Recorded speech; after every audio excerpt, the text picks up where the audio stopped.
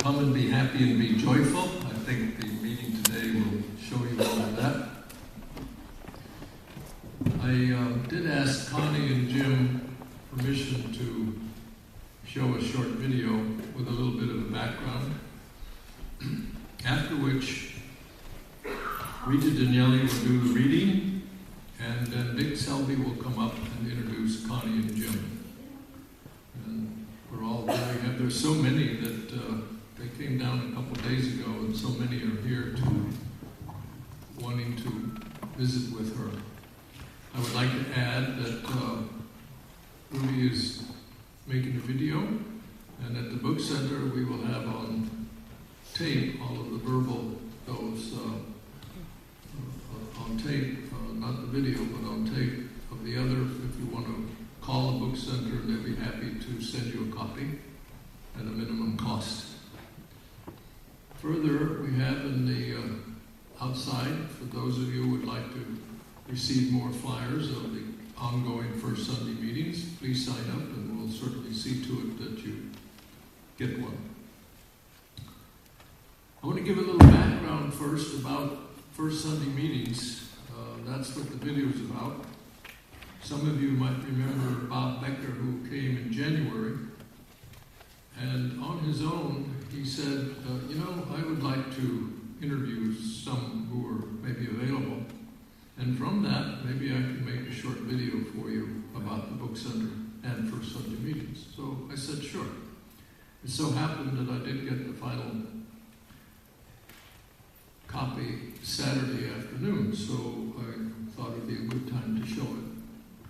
Some of you might remember also that it was 2 years ago here, when Dana Gillespie was here, that at that point I made an announcement that maybe First Sundays might be going a little bit different. I didn't know what at the time, but I feel very comfortable where we're going now. And what are we doing? We're going back to basically what Elsie started. Elsie Cowan started First Sunday, was to invite people to talk about their experiences, talk about their transformation, and or what they're doing in the world. And I think some of you have heard some of the speakers that we've had already that has shown us that two things. One is we're finding so many people that have really been practicing the values and teachings of Sri Satya Sai Baba, some of which haven't hardly known of Sai Baba, but they're doing it. And the other is what Sai Baba has told so many of us. He says, who are you to talk about me? But I will be known in the world how you practice the teachings. My mantra lately is very simple.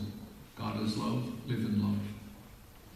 With that, I'd like to, and that's why Connie and Jim are here, to show us what they're doing out in the world in relation to the wonderful values of Satya Sai Baba. And down the road, we'll have others doing the same thing. It's kind of exciting now.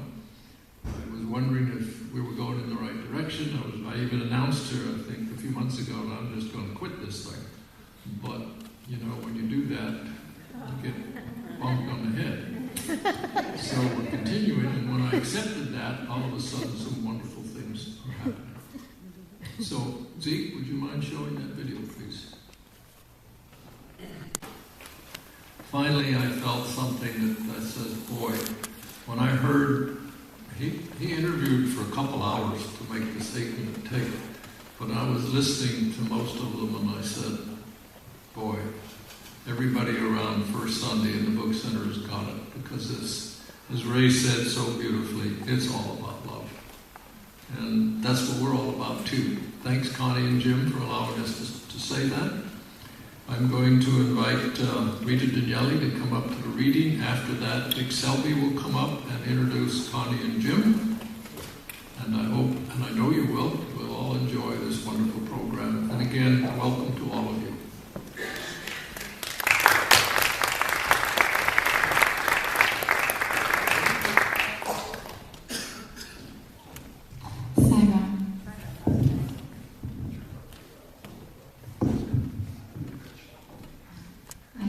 Reading at the feet of our beloved Lord. I brought my light with me this time. struggle last time. The reading for today is taken from the January Sanatana Sarati. Fill your heart with love. True love is vested only in God. It is like a mariner's compass. Wherever you place that mariner's compass, its needle will always point true north.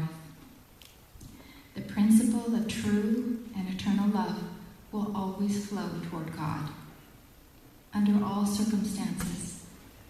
Just as oil makes the lamp glow, God's love gives effulgence to life. A tree has a trunk, and it is covered with bark and a myriad of roots that feed it and hold it firm. It has branches that spread in all directions and tapers into twigs. It has millions of leaves which breathe and borrow energy from the sun. It fulfills itself by attracting the bees, which fertilize the flowers from the seeds. All this variety of color, fragrance, softness, and strength has emanated from one single seed. All this creation has emanated from God. Keeping God as your guide and savior, whatever work you do will yield success. God is your only true friend. All other friends may be with you as long as you have wealth, but the moment you lose everything, those friends are gone. God is the only friend who will always be with you. He is always with you, in you, around you, beside you. Being a human being, you should strive to make other people happy. This is love. Your heart is full of love. You should share it with others. When you make some edible dish, you have to eat it and serve it to other people. Otherwise it will spoil. You must strive to share your love with at least 5 people every day. You should practice and share this divine love with others. Make a resolve that you will start every day with love, spend every day with love, fill every day with love, and end every day with love. Fill your heart with love. Then this country will prosper, the world will prosper, and everyone will be happy. Sai Ram.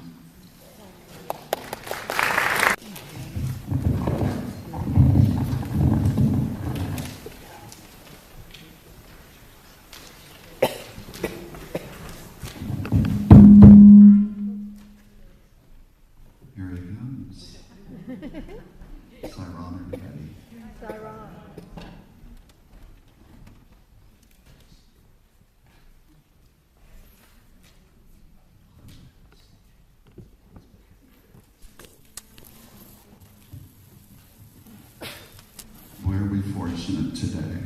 What a blessing it is to be here. I believe there's no such thing as a coincidence, so everybody who is here is meant to be here. Before I give it kind of an official introduction, I want to thank a number of people.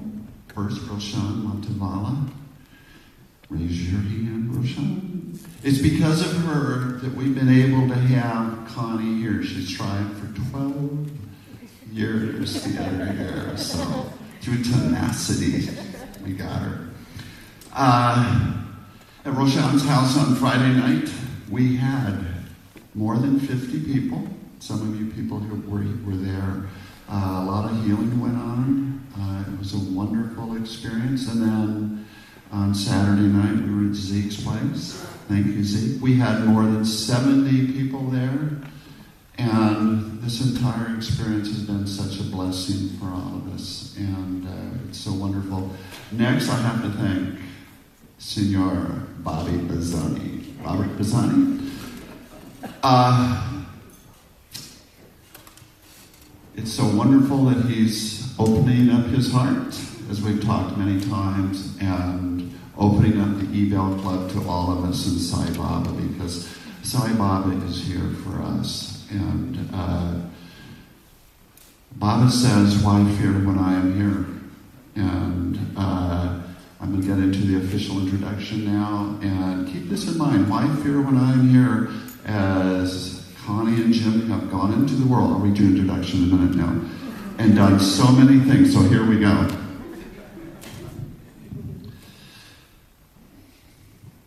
Connie Shaw and Jim Wright. His astonishing love and alchemy of the heart. Connie Shaw and Jim Wright, Sai devotees, for 32 years have traveled and spoken in scores of countries and have been instruments for Baba's transformative work with over 4,000 people in 65 venues on 4 continents.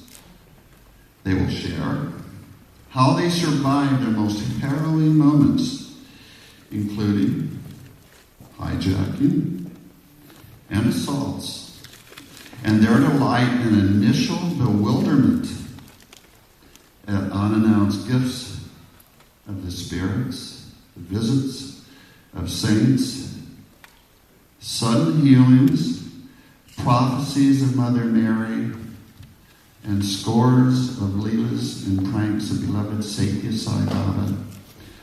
Connie and Jim have served at various levels in the Sai organization, have designed and executed many international Sai leadership talks and workshops, and have been blessed to initiate dozens of service projects to alleviate suffering. Connie has taken 48 groups of sick and infirm devotees to India as free service, and has witnessed well over 200 Sai miracles there, not to mention the thousands from Baba in their work of the past 3 years. However, Baba's most remarkable alchemy changes, they say, have been in their hearts, character, and lives. And one more thing to say, they have a ranch in Colorado, a Harmony Ranch, where they have bhajans and healings. And there's another person here, Guan McGee. She has been there. Guan has written several books on what's called Barossa. Swami brought Barossa back to life. And on Shirdi Sai Baba. Guan will be speaking in July. She's been there with Connie and Jim. And Connie and Jim have dedicated their lives to this kind of work. We're so fortunate to have them. Here they are, Connie Shaw and Jim Wright.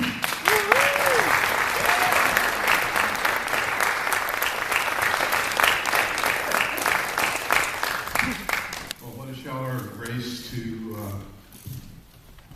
be brought here by Swami and by you, especially Bob Bazani, who was urged to give Connie a call. We're so delighted to be here. And Dick Weaver probably doesn't know that I was going to thank and mention him, but he's an inspiration for what we're about to do. So why don't you close your eyes for a moment. Breathe in. And as you breathe out, notice your consciousness just dropping right down into your heart, and feel the love there. Feel the love with your consciousness down in your heart. And I'm going to sing a couple of lines, and every time you hear the word my, realize that's you, and if you can sing inside yourself silently while I'm singing these words, please do that. Love is my food, truth is my bread, bliss is my food, my life is my message, expansion is my life, no reason for love, no season for love, no birth, no death. And you can bring your eyes back open. Did you feel yourself being the singer of that song? Did you feel that your life message. Your expansion is your life. Love is your form. It's a real challenge sometimes to buy into, to own. My life is a message. It's a message. Now, I worked for 4 decades or so for a Fortune 500 company. In the last 15 years as a manager, director of an engineering organization that did projects all over the world. And by that time, which was mid to late 90s when I started in that particular function, I'd known Swami since 1982, and I'd been to Puttaparthi a number of times and had the experiences of being at Puttaparthi sandpaper me. And those of you that have been to Puttaparthi know about being sandpapered, and those who have not may have heard about it, but you've been sandpapered by life in one way or another. I know that. What I came away from in all of that was a couple of things that I was so fortunate in being able to apply in my role as an executive. And I can almost pinch myself for having had that opportunity to allow things to be coming from a state of love and caring, from a state of honesty and truth, from a state of doing the right thing. And in my case, whether I was in the field earlier or sometimes in the field later, with teams of people, not tolerating a lack of values in the work we were doing. Not tolerating. Didn't need to tolerate a lack of values. I remember I was in Israel once. I was telling somebody about some of my Israeli experiences. And it was in 1985, I believe. I was given the opportunity to manage a project there, building a factory. And we were putting in all of the equipment, and I had a gentleman along with me. We had a team of 11 who were managing the installation of this factory and installing the equipment. And we were having a great time, and the Israelis were having a lot of trouble with us having a great time. But there was one guy on the team, one of the 11, who all he would do was grouch and moan, and I would use stronger words than that. He was not a happy camper for who knows what reason. We tried to love him, we tried to keep him involved, etc., etc. But as I said, it comes down to there's a point where you simply do not accept being in situations where you cannot apply Swami's values, you cannot have fun, you cannot bring him joy. And I told this guy, I said, hey, you either get with the rest of us in this program, or day after tomorrow, you're on the airplane back to the U.S., and that's it. And you'll be back working in the factory that you were working in, et cetera, et cetera. I said, it's your decision. And you can take tomorrow off, and you just think about it, and I'll have a ticket ready for you on Friday morning, depending on what you want to do. And he came back, and he joined. He changed his mind. He changed his attitude. We have the opportunity, no matter where we work, where we are in the world, whether it's at home or in our service opportunities, wherever we are, we have the opportunity to choose our attitudes. And, I like to say attitude is everything. And we've heard that before, maybe someplace else. I didn't make it up. Well, I give the fact that we have competence, we have brains, et cetera, that we can all do things. So if we can all do stuff, then what makes the difference? Well, the difference is the values we put into it and the attitude that we put into it. And for me, it's love and joy and happiness and having a great time doing it. And these jobs that we did, they required infinite detail, just like writing computer programs. You put the wrong number in a computer program, the computer garbage in, garbage out. Our jobs were the same way. So it wasn't that we could just gag along and, have a great time because it was simple work, like whatever, something that we could whipping cream or, breaking eggs. We had to pay detailed attention, but we could have a good time. And I invite you all to realize you can all choose. Have a good time, to be happy, to be joyful, and to bring other people into your joyfulness and join them in love and happiness. So, if you haven't made a conscious decision, and many of you have made a conscious decision to realize that your life is your message and to make your life your message, I would invite you to start today to consciously make your life your message and to bring values and joy and love with you as that message. Thank you.